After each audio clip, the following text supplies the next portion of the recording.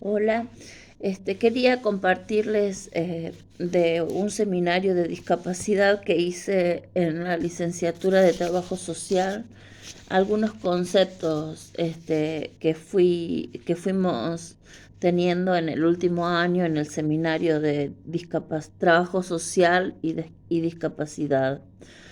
En relación a esas ideas, desde la introducción a la temática, por el INAP, es importante en la temática adquirir información básica sobre los distintos temas vinculados con la discapacidad, apropiarse de instrumentos y adquirir habilidades específicas a fin de mejorar la atención de las personas con discapacidad, tanto en el entorno laboral cuanto en la comunidad en general. Construir estrategias efectivas relativas a esta temática con el propósito de intervenir en el entorno social amplio. Reflexionar y revisar sus propias concepciones, sentimientos, actitudes y valores relativos a la persona con discapacidad. En una revisión histórica, vamos a introducirnos en los conceptos de deficiencia, discapacidad y minusvalía. En esto de adquirir información sobre la temática de la discapacidad y las acciones emprendidas a nivel nacional y mundial en relación a la discapacidad, y también la tarea de unificar criterios y terminología relacionadas con este tema y comprender los conceptos generales de la rehabilitación para lograr una mejor utilización de los recursos y de la orientación a la persona con discapacidad y su familia. Y también revisar nuestros pensamientos y actitudes respecto a la persona con discapacidad, ¿no? La función histórica del concepto de la discapacidad tiene un modelo tradicional en donde las personas con deficiencia siempre han tenido un sitio preestablecido dentro de la comunidad. Tradicionalmente ese era el lugar de los atípicos y de los pobres. Este puesto indeseable implicaba una doble marginación orgánico-funcional y social, tanto en la antigüedad como en la Edad Media y en el Renacimiento. La actitud cristiana ante el doliente y el pobre como portadores de los males de la sociedad oscila entre el amor y el horror, puesto que en muchos casos se los acantonaba, se los aislaba de objeto a eliminar: el lisiado, el deforme, el enfermo de lepra, el ciego mendicante, etcétera, pasaron a ser pobres objeto de caridad, junto con los inocentes, los retrasados, idiotas, imbéciles, así eran llamados. En las sociedades de carácter rural, estos pasaban más inadvertidos y podían acomodarse mejor. Luego fueron más controlados y pudieron volverse sujetos de administración. Bajo el poder absoluto, los centros de aislamiento pasan a manos del Estado. Surgen hospitales en los que, con la llegada de la Ilustración, se le asignó a los pobres e inútiles un nuevo puesto, el de sujetos de asistencia. Mientras tanto, aquellos que no respondían a las características mencionadas previamente pasaban a ser considerados como ciudadanos y como tales se convertían, de la mano de la revolución industrial, en sujetos de derecho primero y trabajadores útiles después. El neopositivismo del siglo XIX los tomó como sujeto problema, objeto de estudio psicomédico-pedagógico. Fue considerado individuo no apto, tanto para el rendimiento como para la producción, en una sociedad utilitaria frecuentemente competitiva y eliminatoria. No obstante, la eliminación y la y la caridad, matizados por el racionalismo y el decoro de las ideas liberales, dejaron paso al derecho del inválido a convertirse en sujeto de protección o tutela. Con el surgimiento de los sistemas de seguridad, adquirió derecho a transformarse en sujeto de previsión social. Así podemos decir de manera muy resumida que operó el modelo tradicional hasta las transformaciones que surgieron después de la Primera Guerra Mundial y sobre todo durante la Segunda. Dentro de este modelo podemos destacar el poco margen de maniobra que les ha quedado en general a las personas con deficiencias, ya que salvo circunstancias particulares de fortuna, familia, entorno, que podían redimirlos, tradicionalmente asumieron el rol de marginal, pobre y atípico, o de administrado, aislado, estudiado, tutelado. El modelo de rehabilitación, en el rol de rehabilitado, es el que se fijó como objetivo del proceso desarrollado en el periodo entre guerras, que se afirmó a partir de la Segunda Guerra Mundial. Las condiciones generadas por la Primera Guerra Mundial, la necesidad de utilizar a cuantos podían trabajar durante la Segunda Guerra, la dificultad de atender la demanda de la mano de obra en los países industrializados y el hecho de que las personas con limitaciones podían hacer uso de sus potencialidades hicieron que se otorgara un papel preponderante a la rehabilitación y sobre todo a la rehabilitación profesional. La persona con limitaciones deja de ser una carga para la sociedad. Comienzan a emplearse la acepción médica de rehabilitación, definida como la recuperación de lo que se había perdido y a la identificación del problema del individuo que presenta una deficiencia. La solución planteada consiste en el abordaje del problema por parte de un equipo de profesionales especialistas. Luego de la Primera Guerra Mundial, en 1919, se firmó el Tratado de Versalles, cuyo artículo 13 creó la Organización Internacional del Trabajo. Veían regresar, los países involucrados en la guerra, veían regresar del campo de batalla a numerosas personas con discapacidades físicas y mentales, lo que motivó que esta organización estudiara la problemática socioeconómica de esta población.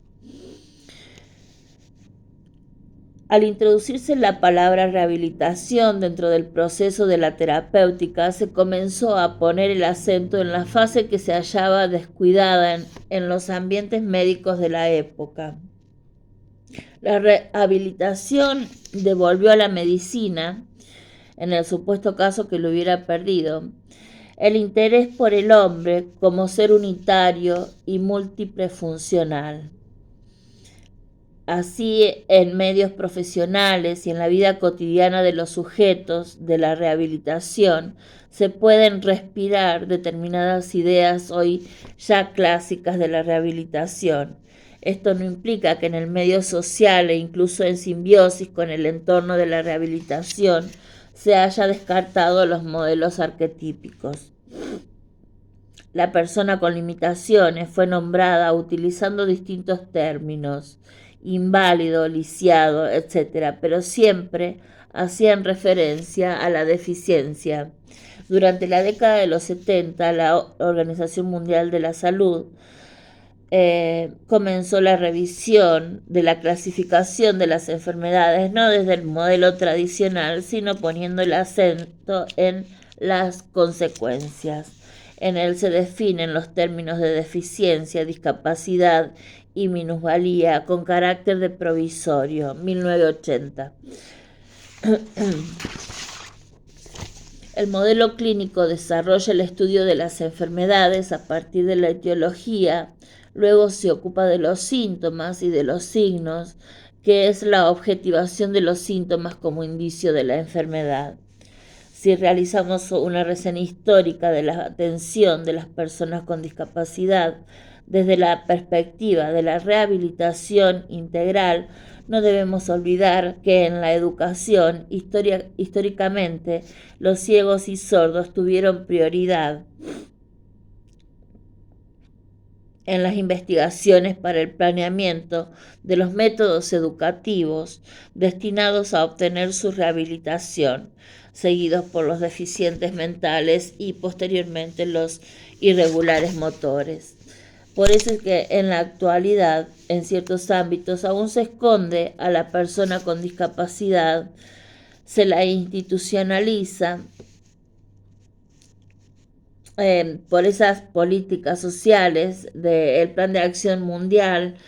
Voy a leer por qué en la actualidad esto a la discapacidad se le escondió siempre, ¿no?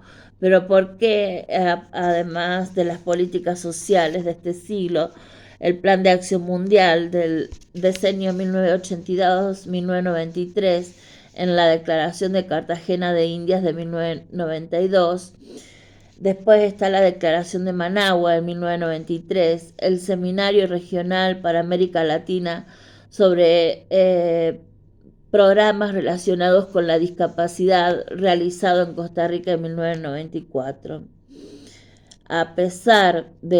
Podemos decir que a pesar de la evolución teórica, la práctica sigue siendo en cierta medida retrasada. Por eso en la actualidad en ciertos ámbitos aún se esconde a la persona con discapacidad. Se la institucionaliza no con fines terapéuticos, sino con el fin de aislarla. No se la integra socialmente, es objeto de caridad, de mendicidad. Solo nos basta con mirar a nuestro alrededor. Por eso es muy importante que nosotros tengamos bien claro dónde estamos situados, cuál es nuestra forma de pensar y de actuar en relación con esta temática, no solo para planificar acciones, sino para ser multiplicadores del concepto básico de que el discapacitado es una persona con todo lo que esto implica, derechos y deberes, que ocupa un lugar en la sociedad y que debe ser respetado como cualquier otro ser humano. Datos históricos sobre la atención de las personas con discapacidad en nuestro país. Bueno, en toda fundación de los pueblos o ciudades se designaba un predio generalmente contiguo a una ermita o capilla, donde los vecinos levantaban una habitación o enfermería que hacía a las veces de hospital. Cuando Juan de Garay fundó Buenos Aires en 1580, destinó un predio a esos fines y en el 1605 se erigió en él la primera organización de asistencia de la ciudad de Santa María de los Buenos Aires, con el nombre Hospital San Martín. Bueno, se encuentran allí en el Hospital de Santa Catalina, de los padres betlemitas, los primeros registros relacionados con la discapacidad mental, cuando se refieren a los furiosos, a los deprimidos y los tranquilos, de acuerdo a la clasificación que hacían los sacerdotes y miembros del cabildo. A los primeros, si pertenecían a una clase social elevada, se los recluía en conventos. Si por el contrario eran de clase baja, se los alojaba en los calabozos del cabildo. Los deprimidos recibían atención domiciliaria y los tranquilos eran divididos en 3 categorías: los maniáticos, autistas, maníacos, los sonsos, deficientes mentales, y los graciosos. En todos los casos, estos grupos eran contenidos en su medio, lo que indica una comunidad sencilla y tolerante. Los sonsos podían permanecer en su domicilio y los graciosos alegraban la vida urbana y eran tratados con simpatía. Dentro del Hospital de Santa Catalina, los dementes y retrasados mentales eran utilizados como sirvientes o relegados al loquero, construcción apartada de la sala de los enfermos. Y en los decretos de creación en Rivadavia, bueno, en la institución al grupo de damas insignes se refirió al retardado en los códigos y el atraso de la civilización que no ha asociado a las ideas y sentimientos de ésta los de la mitad preciosa de su especie. Me hace acordar a cuando Hitler quería formar una sociedad de arios, de personas sin las capacidades, con las capacidades que no tenían los judíos, los deficientes mentales que también estaban en los campos de concentración dentro del Holocausto, que fue, ¿no es cierto?, en esa época también eran parte de esos campos de concentración y de exterminio polacos y rusos y todos aquellos que tenían algún problema mental o físico, todos eran exterminados para conservar, para la creación y el desarrollo de una raza más fuerte. Ese eran los principios, ¿no? Qué terrible. Bueno,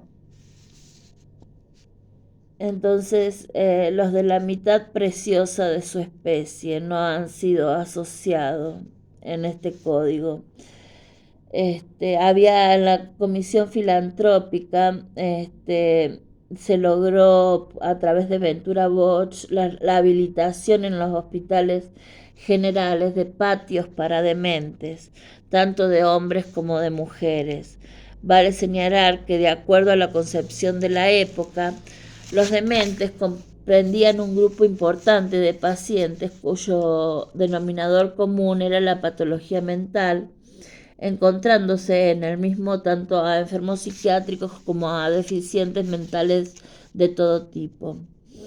En 1886, bueno, hubo epidemia de viruela, numerosas muertes, muchos niños quedaron con secuelas invalidantes y fueron recluidas en casa de los expósitos, dependientes de la Sociedad de Beneficencia.